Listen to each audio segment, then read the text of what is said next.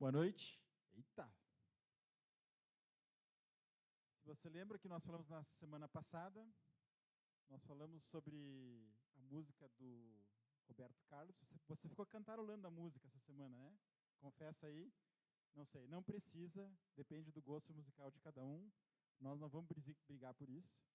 Mas eu espero que essa frase de saber viver tenha ficado com você, que você tenha pensado sobre isso, sobre o que significa saber viver, mas principalmente, não o que significa isso para o Roberto Carlos, mas o que significa para nós como seguidores de Jesus, como aquele que nos oferece a vida abundante.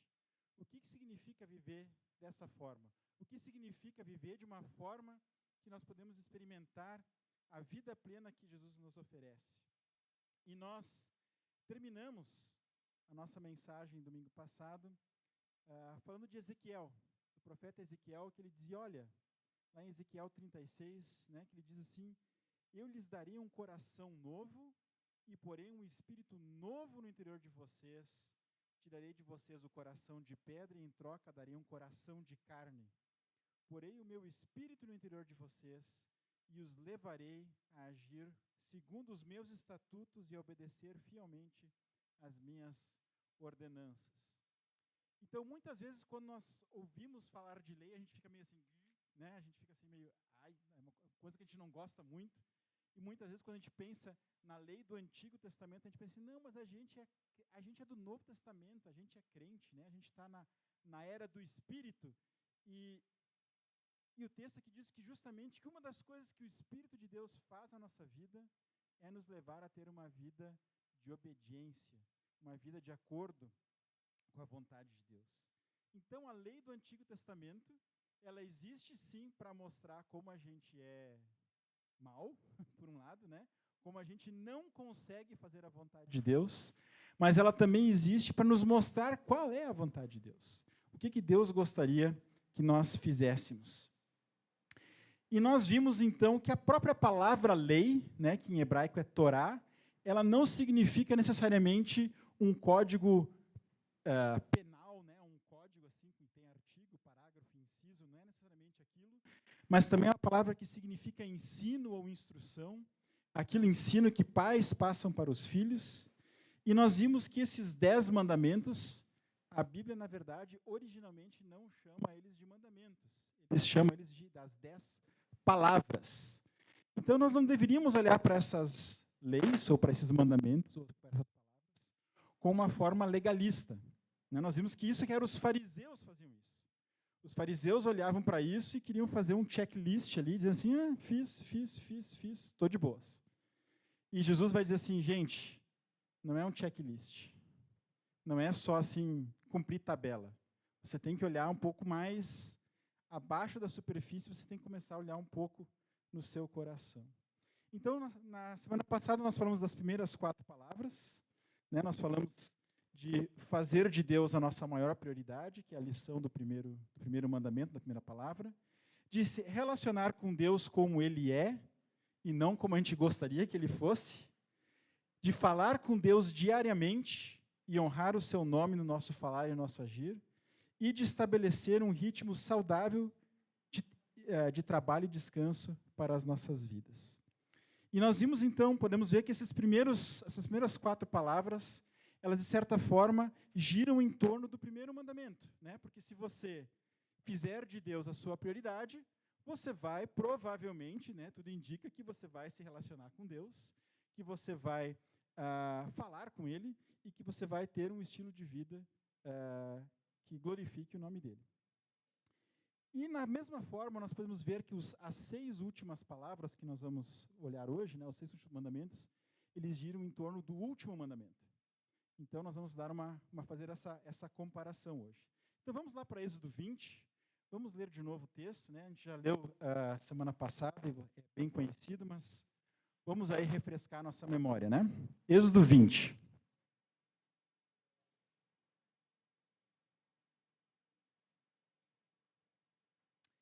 Diz assim, do verso 1 até o 17, né? E Deus falou todas estas palavras. Eu sou o Senhor, o teu Deus, que te tirou do Egito, da terra da escravidão. Não terás outros deuses além de mim. Não farás para ti nenhum ídolo, nenhuma imagem de qualquer coisa no céu, na terra ou nas águas debaixo da terra.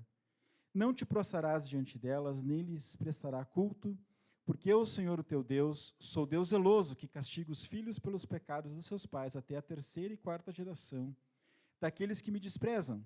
Mas trato com bondade até 1000 gerações aos que me amam e obedecem aos meus mandamentos. Não tomarás o nome do Senhor, o teu Deus, em vão, pois o Senhor não deixará impune quem tomar o seu nome em vão. Lembra-te do dia de sábado para santificá-lo. Trabalharás 6 dias e neles farás todos os teus trabalhos, mas o 7º dia é sábado dedicado ao Senhor, o teu Deus. E nesse dia não farás trabalho algum, nem tu, nem teus filhos ou filhas, nem teus servos ou servas, nem teus animais, nem os estrangeiros que morarem em tuas cidades. Pois em 6 dias o Senhor fez os céus e a terra, o mar e tudo que neles existe, mas no 7º dia descansou. Portanto, o Senhor abençoou o 7º dia e o santificou. Honra teu pai e tua mãe, a fim de que tenhas vida longa na terra que o Senhor Deus te dá. Não matarás, não adulterarás, não furtarás, não darás falso testemunho contra o teu próximo, não cobiçarás a casa do teu próximo, não cobiçarás a mulher do teu próximo, nem os seus servos ou servas, nem seu boi ou jumento, nem qualquer alguma coisa que lhe pertença. Bem, gente, nós vamos começar, então, como eu disse, o último desses mandamentos, me parece que organiza essa segunda parte do Decálogo, e nós temos que, então, começar falando do não cobiçarás. E primeiro nós temos que entender que ele não está falando aqui do nosso desejo por termos uma vida boa, ou de vermos nossas necessidades materiais supridas, ou desfrutarmos de prazeres legítimos. Cobiçar não é querer ou desejar, mas é, de certa forma, ter uma certa obsessão, digamos assim, e que nos leva a satisfazer, talvez, desejos legítimos de formas injustas, ou nocivas, ou descontroladas. E esse é um mandamento meio inusitado, porque ele não está regulando uma ação que nem os outros, né? Porque os outros é bem fácil de saber. Matou ou não matou? É bem fácil, né? Mentiu ou não mentiu? Adulterou ou não adulterou? Não tem assim, não tem, né, muita dúvida. Agora, como é que a gente vai dizer assim, cobiçou ou não cobiçou?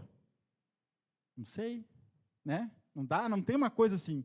Por quê? Porque isso está acontecendo dentro do coração da pessoa. E nós podemos até dizer que o primeiro mandamento e o último mandamento, eles são talvez 2 moedas do mesmo lado, porque se você está tendo uma cobiça, você está tendo um ídolo. E se você está tendo um ídolo, você está tendo outros deuses diante de mim. Você está quebrando o primeiro mandamento. Ou seja, você não consegue quebrar o 10º sem quebrar o primeiro e vice-versa. Geralmente é assim que acontece. Então, desejar uma condição humana é um impulso normal e saudável. Nós queremos crescer, nós queremos relacionar, nós queremos ter sucesso. Mas se esse desejo apontar para algo ilegítimo, ou buscar satisfazer algo legítimo de forma ilegítima, ele vira cobiça, ele vira um desejo desordenado. E às vezes é meio difícil de saber onde uma coisa começa e a outra termina. E talvez, então, a gente possa pensar como é que a gente pode diferenciar o meu desejo legítimo de um desejo, talvez, desordenado ou cobiçoso. E eu fiquei pensando e eu cheguei em 3 Is. Eu gosto dessas coisas, vocês já sabem, mas ajuda vocês a lembrar. 3 Is. Tem o I da integridade. E nós temos que nos lembrar que Jesus nos chamou para uma vida íntegra, uma vida de santidade. E que nós somos chamados a renovar a nossa mente. Então, se um desejo vai comprometer a nossa integridade, vai comprometer os nossos valores, a nossa ética, a nossa espiritualidade, então esse desejo está desalinhado, não está muito correto. Tem algo errado com esse desejo, né? Tem um outro I, que é o I da intensidade. E a gente tem que lembrar que um dos frutos do Espírito é o domínio próprio. E se um desejo assim toma tanta conta de nós, se apodera de nós de tal forma que eu preciso fazer aquilo, senão, sei lá, se esse desejo está dominando a sua vida, provavelmente ele já não é mais um desejo legítimo. Talvez o desejo seja legítimo, mas ele está desordenado, está desregulado. E tem o I do impacto. De novo, nós temos que nos lembrar que nós somos chamados a viver com sabedoria e nós podemos pedir discernimento para o nosso Pai. E se nós vermos que se eu realizar aquele desejo, o impacto, as consequências serão negativas para a minha vida ou para a vida de outra pessoa, provavelmente um desejo desordenado. Então, às vezes é meio difícil a gente saber, mas eu acho que a gente pode olhar para essas coisas e talvez ter um pouco de direção. Por exemplo, o desejo por comer é legítimo. Todo mundo gosta de comer, não é verdade? Mas, quando a gente quer comer, quando não tem mais fome, e que eu muitas vezes faço, né? Você também faz, não me julgue. Quando a gente come de forma descontrolada, quando a gente tem aquela coisa assim que eu preciso comer aquele doce, né? Aquele desejo talvez já virou gula. Vocês estão entendendo? Ele é um desejo legítimo, comer, mas ele tá ficando meio descontrolado, né? O desejo por trabalhar é legítimo. Mas, de novo, quando isso compromete a nossa saúde, ou impede que nós tenhamos tempo para Deus ou para a nossa família, talvez se passou. O desejo por descanso e lazer também é legítimo. Mas, de repente, isso significa não cumprir com as minhas responsabilidades. De repente, se eu estou tendo um estilo de vida preguiçoso, ou que eu vou me anestesiar na frente da TV olhando 10 horas de Netflix. O desejo legítimo de descanso está se passando. Vocês estão entendendo? Então, é isso que ele está falando aqui. E é muito interessante que, quando estava estudando isso, tem teólogos diferentes que olham para essa questão de maneiras meio opostas. Eu achei isso muito curioso. Então, Tim Keller, eu creio que vocês já ouviram falar, né? Ele disse que o problema do ser humano não é que nós desejamos coisas erradas, mas que nós temos desejos muito fortes. E isso nos leva, então, a satisfazer os nossos desejos de forma equivocada. Certo? O C.S. Lewis, vocês também conhecem, ele disse que o problema é o contrário. Ele disse que nós temos desejos muito fracos, porque a gente se contenta com as coisas erradas. Se nós tivéssemos um desejo mais profundo, nós nos contentaríamos com aquilo que Deus nos dá. Interessante, a gente pode olhar para os dois lados. E talvez os dois estejam certos. Talvez a nossa cobiça nos leva a tentar matar a sede bebendo água do mar. E se você beber água do mar, você sabe que ela pode estar gelada, mas ela não mata a sede. Ela vai te deixar, na verdade, com mais sede. Talvez seja isso. Enfim, o que eu quero dizer, gente, é que nós estamos desafiados por esse texto para olharmos um pouco para aquilo que nós desejamos, aquilo que está no nosso coração. E que a palavra de Deus pede que nós tenhamos uma vida disciplinada, uma vida com autocontrole. É um fruto do Espírito, domínio próprio. E que nós precisamos, talvez, estarmos mais ligados com as bênçãos que nós temos, que nós já não precisamos correr atrás de tantas coisas, né? Nós temos de encontrar aquele contentamento, aquela satisfação que Deus tem para nós. Então, essa é a última palavra, e vocês vão ver como isso está ligado com as outras palavras que nós vamos ver. E vamos voltar, então, para o quinto mandamento, a quinta palavra, que é o honra o teu pai e tua mãe. E esse mandamento ele é interessante porque ele é o único mandamento que está totalmente formulado em uma linguagem positiva. Ele não está dizendo assim, não faça, não faça. Aqui ele está dizendo, não, faça. Honre o seu pai e sua mãe. E tem uma promessa de recompensa, inclusive. E isso é bem interessante, porque honrar significa ver alguém tratar alguém como tendo alto valor ou alta importância. E nós sabemos que isso é importante, honrar pai e mãe, porque a família é a unidade básica da sociedade, né, aquilo que mantém a comunidade junta. E não só isso, a família, ela é a nossa igrejinha, digamos assim, né? É a nossa primeira comunidade de fé, onde nós criamos os nossos filhos, nós discipulamos nossos filhos e nós ensinamos eles a seguir o caminho de Deus. E dentro do contexto da antiguidade, que não tinha INSS, né? Não tinha aposentadoria, né? Quando o cara ficava mais velho, como é que ele não tinha? Não podia ir lá no caixa eletrônico da Caixa, lá com o cartão cidadão, lá pegar o que... Não. A família tinha que cuidar do idoso, né? Então, honrar pai e mãe nesse contexto original tem muito a ver com isso também, de cuidar dos nossos pais idosos. Que a gente ainda faz hoje, né? A gente ainda cuida deles.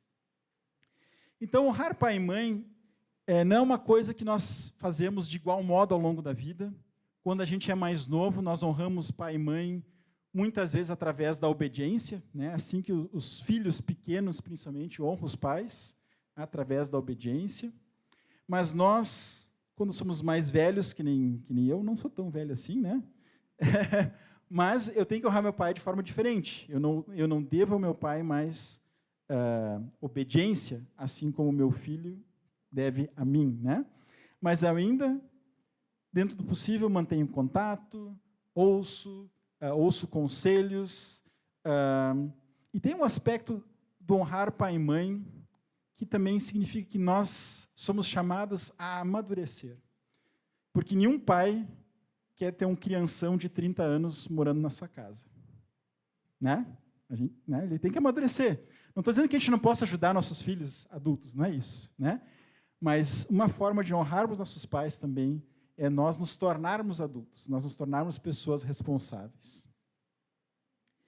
E esse mandamento é muito importante também, porque é através da nossa honra aos pais, do nosso respeito pelos nossos pais, que nós aprendemos a respeitar e honrar as outras autoridades que nós vamos nos deparar ao longo da vida. Né? Nós aprendemos a respeitar o nosso patrão no nosso trabalho, o nosso professor na escola. Nós começamos a aprender esse respeito respeitando os nossos pais. E isso também significa que Deus fala conosco muitas vezes através justamente de outras pessoas. E aqui a gente começa a ver como aquele desejo e cobiça começa a se manifestar, porque nós temos um desejo de sermos independentes. E tem uma certa legitimidade nisso. Eu sou adulto, eu tenho a minha vida, eu posso tomar minhas decisões. Mas será que significa que eu não preciso de ninguém? Será que isso significa que eu posso me esconder no meu quarto e dizer assim, não, agora eu e Deus e o resto que se exploda? Não. Aí eu já estou, né, aquele desejo de independência já está indo longe demais. Deus nos criou de forma que nós precisamos uns dos outros. E nós precisamos de líderes nas nossas vidas. Nós precisamos de pessoas sábias à nossa volta. Porque Deus fala através de outras pessoas na nossa vida. É o que a gente diz quando alguém quer tomar uma decisão. O que é o nosso conselho básico, né? Converse com outras pessoas que te conhecem, converse com pessoas sábias que possam te ajudar a discernir essa situação. E esse mandamento, então, também nos lembra disso. É claro que nem todas as famílias são perfeitas, a gente sabe disso. E existem famílias, na verdade, que são muito disfuncionais, e nós não podemos usar esse mandamento como uma desculpa para situações de abuso, para situações de violência doméstica ou coisa assim. Tá? Eu não estou falando do pai pedir para tu lavar a louça. Isso não é abuso. Tá? Isso é normal. Tá certo? Não estou falando de você ser disciplinado porque você aprontou. Isso é normal também. Isso está certo. Estou falando quando tem uma questão grave mesmo, uma violência física, uma violência sexual.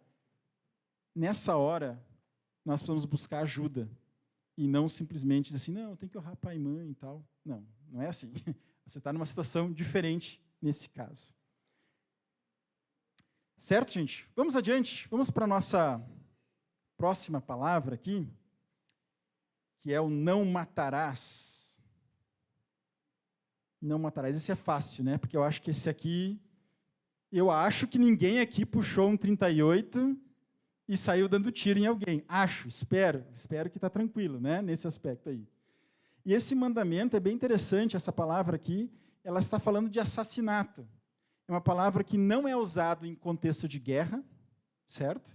Não é usada em contexto de pena de morte, que o Antigo Testamento tem, ela está falando de assassinato. Então, às vezes o pessoal diz assim, não, o cristão tem que ser contra a pena de morte porque diz não matarás. Não, esse texto não está falando disso. Ah, Rafael, você é a favor da pena de morte? Não sei, é uma outra discussão. Estou dizendo que não é isso que esse texto aqui está falando.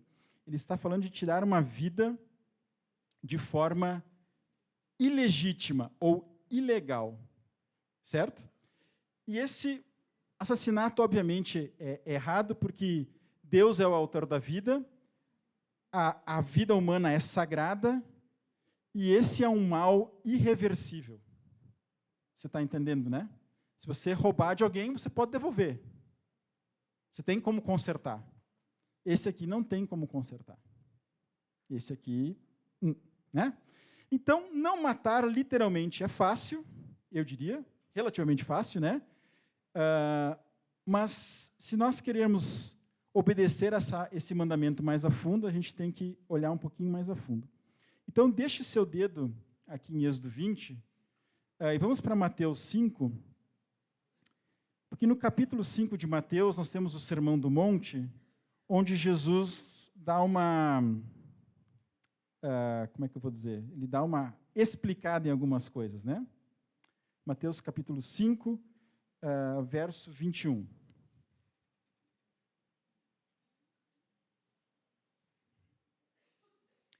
Mateus 5, 21, diz o seguinte: vocês ouviram o que foi dito aos seus antepassados, não matarás, e quem matar estará sujeito a julgamento? Tá, ok. Mas eu lhes digo que qualquer que se irar contra seu irmão estará sujeito a julgamento. Ops. Ficou ruim, né? Porque eu tenho certeza que você já ficou irritado com alguém. Isso eu tenho certeza. Eu já fiquei. Aí, não matei, mas fiquei irritado. Mas olha só. Também qualquer que disser a seu irmão, racá, será levado ao tribunal, e qualquer que disser louco, corre o risco de ir para o fogo do inferno. Palavras muito duras.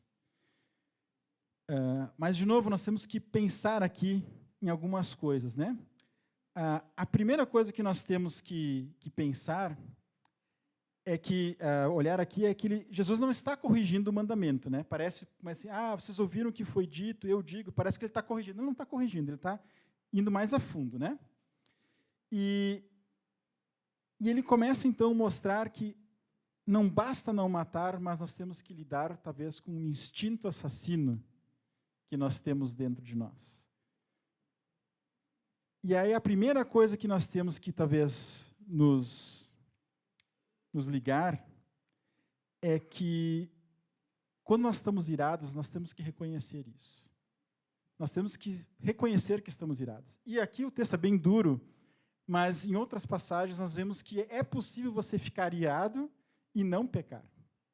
Por quê? Porque a ira é um sentimento que vem quando nossa dignidade é desrespeitada, né? Se alguém espalhou um boato sobre você, você fica irritado, né?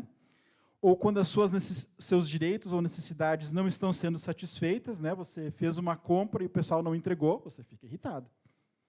E quando alguém talvez despreze as suas convicções, né? Alguém ataca uma ideia importante para você, você fica irritado. Isso é normal, isso é natural. E às vezes a gente tem essa coisa assim que, nós somos crentes, a gente não fica irritado. Não, a gente fica. Né? Se você vier aqui dar um chute na minha canela, eu vou ficar bravo com você. Tá? Já estou avisando, então não faça isso. Tá? Não faça isso. Mas uma coisa é ficar irritado. Outra coisa é você cultivar um instinto assassino. Nem que você não mate literalmente. E é o que ele vai dizer aqui.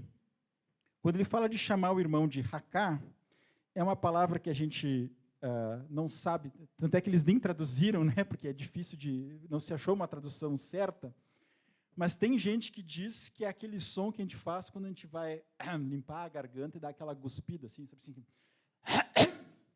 e dar aquela cuspida na pessoa, é aquela coisa de desprezo. Você está vendo que uma coisa é a reação natural de você ficar irritado, a outra coisa é dar aquele passo de desprezar a pessoa. E o louco parece um insulto até meio leve, mas se nós pensarmos no contexto do Antigo Testamento, livro de Provérbios, livro de Salmos, o louco é aquela pessoa que despreza Deus. Ele não é um louco assim no sentido de ter uma deficiência mental, coisa assim. É uma pessoa assim que está na loucura de negligenciar Deus completamente ou de ser totalmente rebelde contra Deus. Então, diz assim, cara, é você condenar alguém para o inferno, na verdade, porque você está irritado com ela. É isso que ele está dizendo. Muito complicado. Se nós seguirmos lendo o texto, verso 23, ele diz assim, portanto, se você estiver apresentando a sua oferta diante do altar, e ali se lembrar que seu irmão tem algo contra você, deixa ali sua oferta diante do altar, vá primeiro reconciliar-se com seu irmão, depois volte e apresente a sua oferta. Então, além de nós não matarmos, o que Jesus pede de nós é que nós lidemos com os nossos sentimentos de raiva, que virão, mais cedo ou mais tarde virão, lidemos com eles, mas que nós busquemos a reconciliação com as pessoas. Que a gente volte lá assim, cara, eu preciso conversar contigo, porque naquele dia, naquela situação, quando aconteceu tal coisa, eu fiquei muito irritado. E você não precisa jogar mais lenha na fogueira, né? Mas olha como o texto diz aqui, cara, para tudo, deixa a tua oferta. É até uma coisa meio engraçada se você pensar no contexto original, que o cara está ali sacrificando um animal, né? Larga ele ali, vai não sei aonde, né? Conserta lá, depois volta. Dependendo de onde o cara mora, a carne já foi, né? Mas essa ideia, para tudo. Te reconcilia com as pessoas que você precisa se reconciliar. Exerça o perdão e busque a reconciliação. E lide, nós precisamos lidar com aqueles sentimentos. Senão a gente vira rancor, vira amargura, e isso não é um bom lugar para se estar. Isso vai te corroer por dentro, se você não fizer isso. Vocês estão vendo como esses mandamentos têm a ver com a nossa vida? De termos uma vida plena mesmo? Vamos para o próximo. Nós não precisamos voltar lá para Êxodo 20, porque nós já vamos voltar aqui para Mateus 5, né? Que é o não adulterarás. E, de novo, antes de nós falarmos de adultério, nós precisamos falar de casamento. E em Gênesis 2 nós temos uma definição de casamento, que acho que nós todos conhecemos, né? Que o homem vai deixar pai e mãe, se unir à sua mulher e se tornar uma só carne, né? E baseado nisso, o John Stott, ele define casamento da seguinte forma, ele diz que o casamento é uma aliança heterossexual exclusiva entre um homem e uma mulher, ordenada e selada por Deus, precedida do ato público de deixar os pais, consumada pela união sexual, resultando numa parceria permanente de apoio mútuo e, normalmente, coroada pela dádiva de filhos. Uma definição meio longa. Mas ele tem alguns elementos importantes. Deixar os pais. Casamento é para pessoas adultas, capazes de tomar suas próprias decisões, de assumir as consequências dos seus atos, de se sustentarem sozinhas. Ele fala da questão da consumação sexual também, e nós entendemos que é justamente nesse ambiente que é o ambiente para nós nos expressarmos sexualmente. Isso também significa que nós estamos constituindo uma nova unidade familiar, e é um compromisso de apoio mútuo.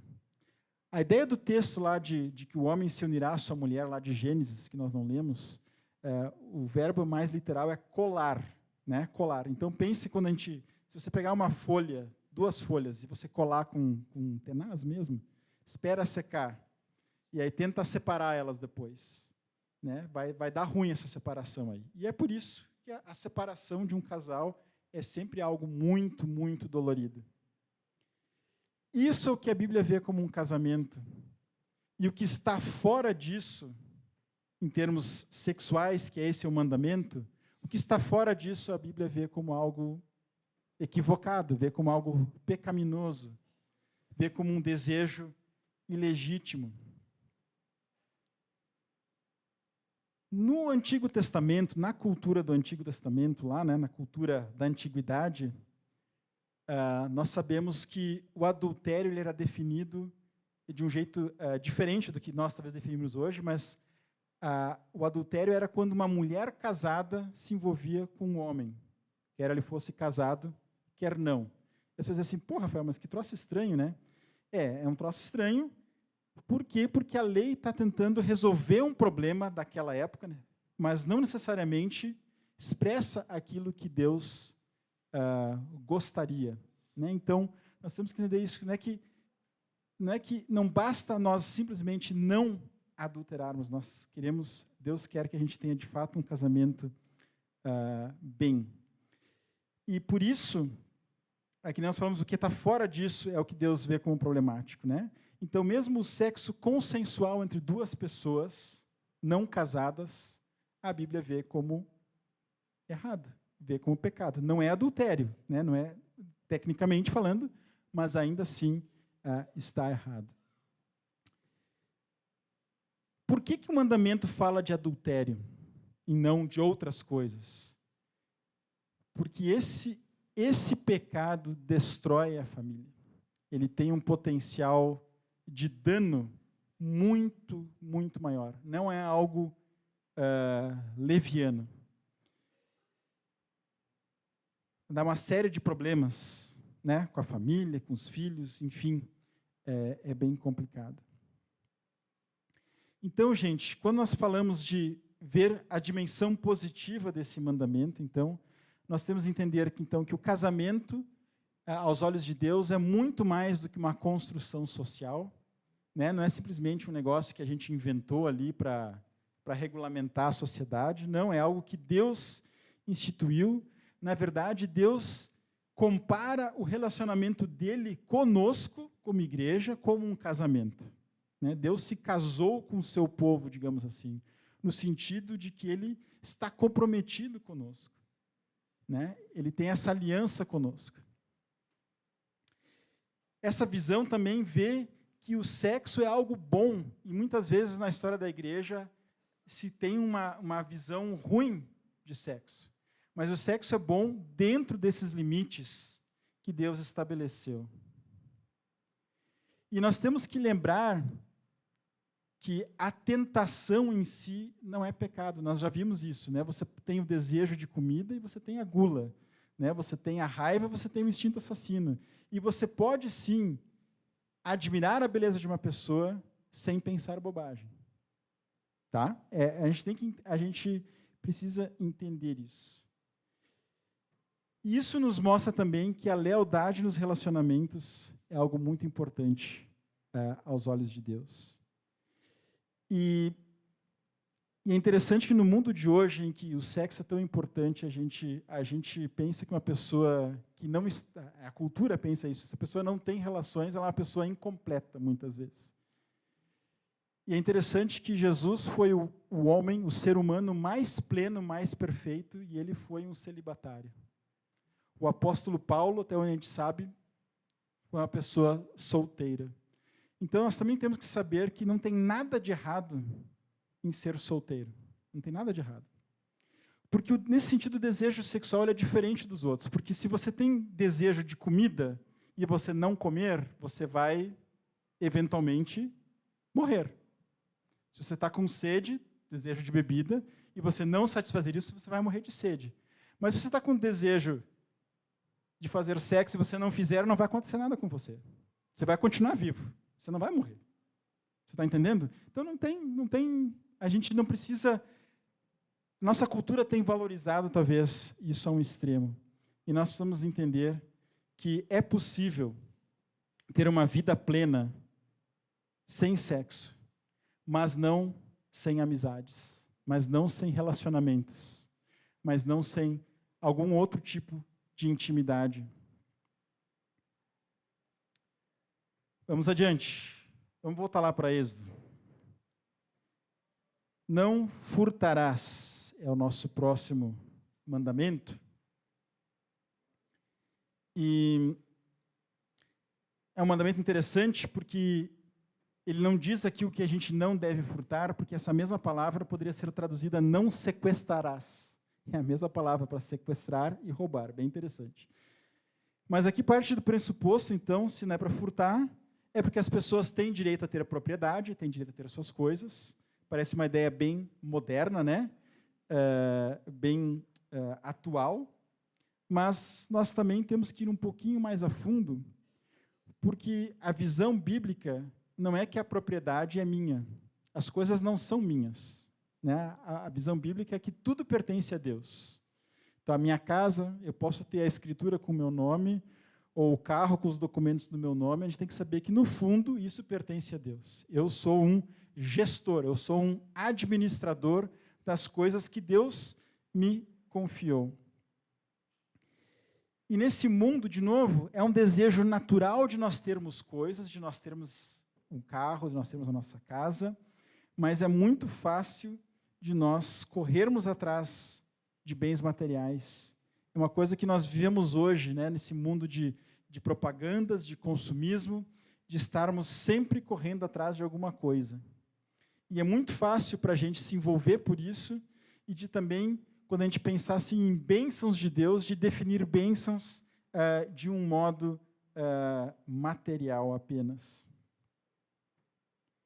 Mas, de novo, quando nós olhamos mais para a palavra de Deus, nós temos um texto de Efésios que eu acho bem interessante, que ele diz o seguinte: aquele que furtava, não furte mais. Antes, fazendo o que é bom com as próprias mãos, para que tenha o que repartir com quem tiver necessidade.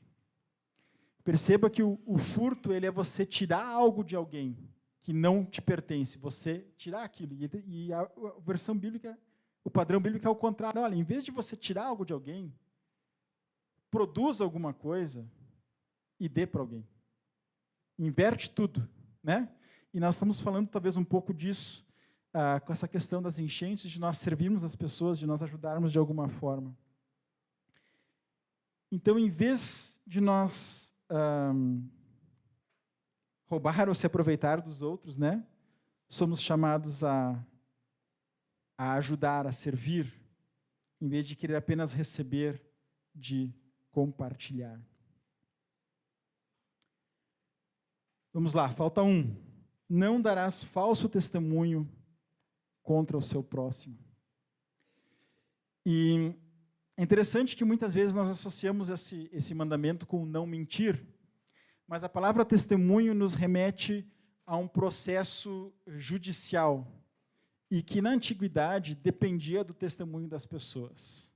Né? Não tinha teste de DNA, né? Não tinha lá o carinha do CSI lá, passando o pozinho lá e colando o troço para pegar a digital, né?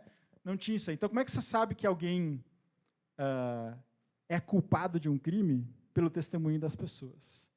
E aí você vê que se você tiver um testemunho falso, você está incriminando ou condenando uma pessoa. Por isso, na lei do Antigo Testamento, precisava de pelo menos 2 testemunhas para você condenar alguém. Porque senão é muito fácil eu chegar lá assim, não, eu vi tal coisa. Ah, tu viu? Tá, condenado. Não, espera um pouquinho, não é bem assim. Né? Vamos devagar.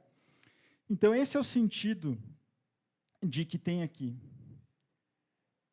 Mas, de novo, se nós queremos ir mais a fundo, isso significa que nós temos que cuidar com a forma como nós nos comunicamos, para nós não prejudicarmos as pessoas.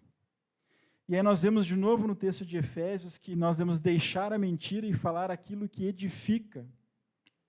Então nós podemos pensar mais profundamente nisso, sobre outras questões como calúnia, difamação, ou outras formas de ataques ao caráter, né? Aqueles exageros, aquelas fofocas, são exemplos clássicos. E hoje em dia nós temos uma tentação extra, eu diria, porque no mundo da internet é muito fácil você ser muito macho e falar um monte de asneira. Muito fácil. Né? O cara fala ali e tal, e lá todo mundo é valente e tal. Chegar na frente da pessoa, não sei, né? E depois que a coisa está correndo, é difícil puxar de volta, né? Senão impossível. Então nós temos que cuidar com isso. Nós temos que cuidar com as informações que nós retransmitimos. Tem uma história que é atribuída a Sócrates, não sei se é verdade, filósofo da antiguidade, que diz que um cara chegou para ele assim: Sócrates, eu tenho uma novidade para te contar. Né? E Sócrates perguntou assim: só um pouquinho, é verdade? Bah, não sei. Ah, pois é. É bom? Não. É aquela... Né? É picante o negócio. Bah, é útil? Bah, acho que não muito. Então você vai falar um troço que não é verdade, que não é bom e que não é útil. Tá melhor não falar, né? E nós temos que tomar esse cuidado para nós cumprirmos de fato o que essa palavra tem para nós. Bem, gente, passamos todos eles, né? Passamos todos os mandamentos, ainda que talvez rapidamente. Mas eu queria, para nós terminarmos, eu queria deixar uma palavra de encorajamento para nós, porque isso aqui pode ser um negócio meio... Eu vou dizer para vocês que muitas vezes, se preparando isso, eu fiquei meio assim, putz, mas a gente começa a olhar para os nossos desejos, o nosso coração, fica assim, ai, tá difícil. A gente tem muita coisa que precisa ser renovada aqui dentro. Então, eu queria terminar com um encorajamento para nós. E uma coisa que é interessante nós observarmos nesse texto, não sei se você observou, eu já comentei para vocês outras vezes que eu sou um cara que gosta de gramática, né? E você pode ver que eles não estão no imperativo. Ele não diz assim, não mate, não adultere, não furte. Percebeu isso? Ele está no nosso português, ele está no futuro. Né? Não matarás. Não... Por que isso? Bem, no hebraico, você tem um imperativo. Só que o imperativo é para dizer assim, cara, não faz isso agora. É do tipo assim, liga o ar-condicionado, fecha a porta, me pega uma água. É mais para fazer um pedido ou para dar uma ordem mais imediata. Quando você quer fazer uma ordem assim, taxativa, você usa, no hebraico, o imperfeito. Tá? A gente não precisa se preocupar muito com isso, mas só guarde esse negócio aí. Então, quando ele diz não matarás, ele não está dizendo assim, gente, eu acho que não é uma boa ideia matar. Ele está dizendo assim, não, cara, não mata. É sério o negócio. Tá? É uma forma de expressar algo muito sério, um mandamento muito firme e que se espera que você siga isso à risca.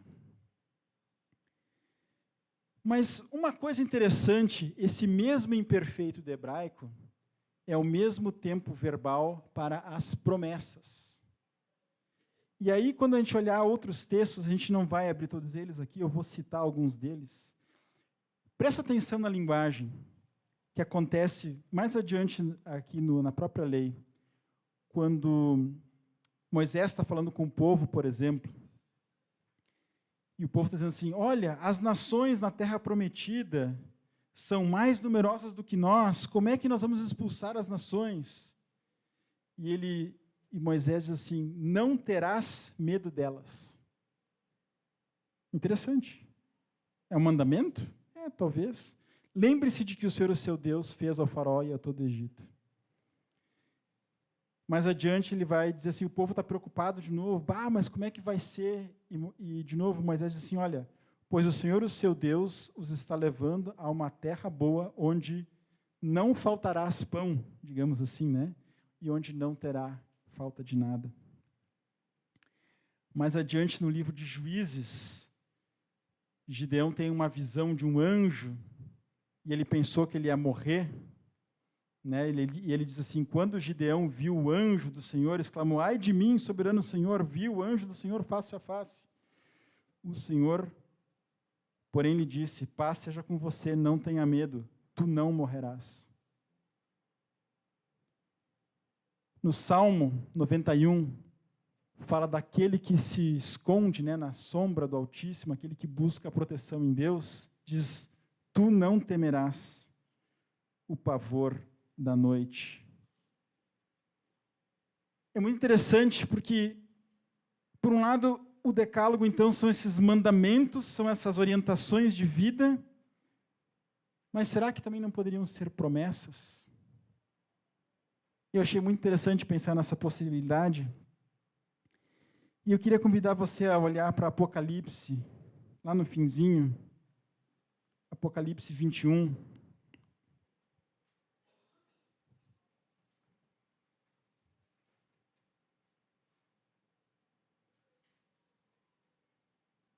Apocalipse 21, verso 5.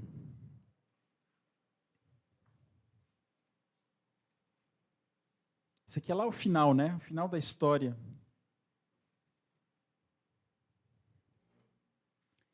Apocalipse 21, verso 5 em diante, diz assim: aquele que estava sentado no trono disse, quem é? Jesus, né? Jesus falando então: estou fazendo novas todas as coisas.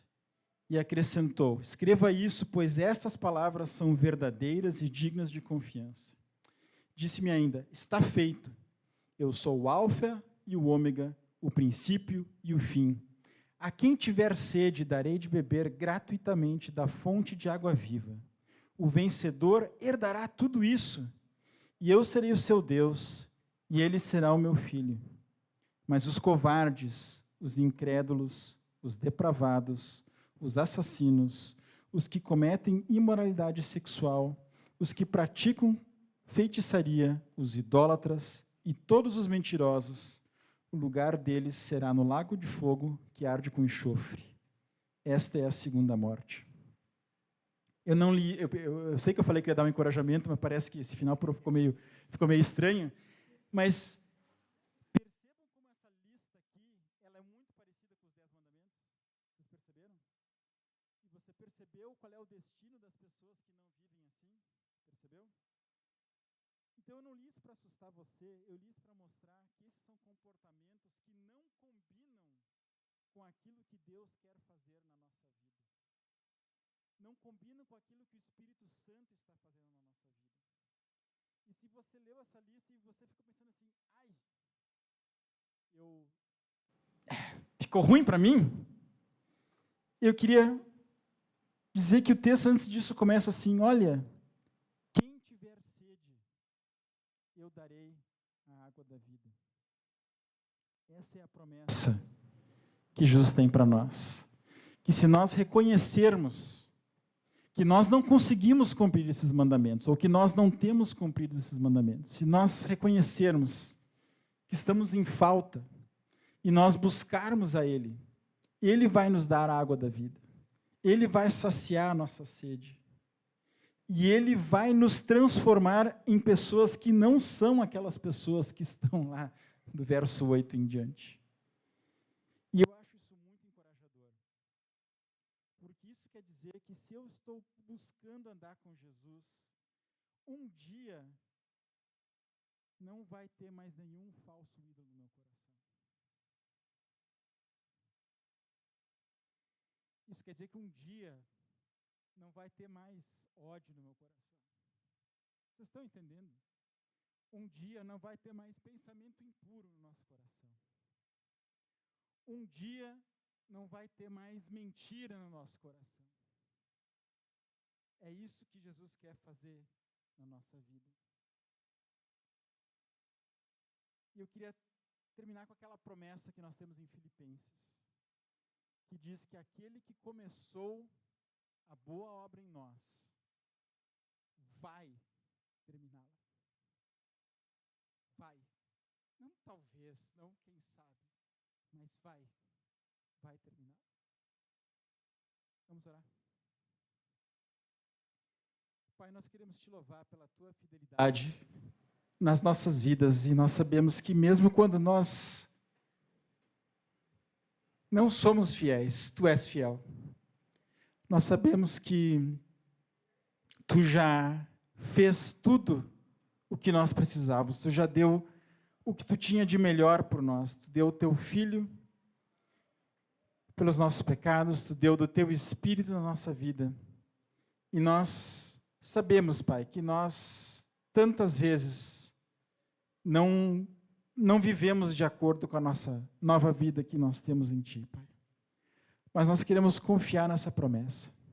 Nós queremos confiar naquilo que Tu estás fazendo, Pai. E nós pedimos que Tu possa nos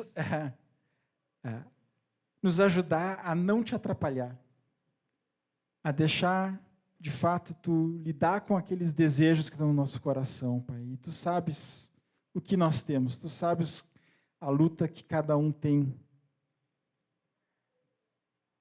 E que nós possamos, Pai, reordenar os nossos desejos, reordenar nossos afetos, para que Tu, de fato, seja o único Deus, o único foco do nosso amor, de fato sendo nossas vidas, Pai. Faz o Teu querer em nós, é o que nós pedimos, Pai, em nome de Jesus. Amém.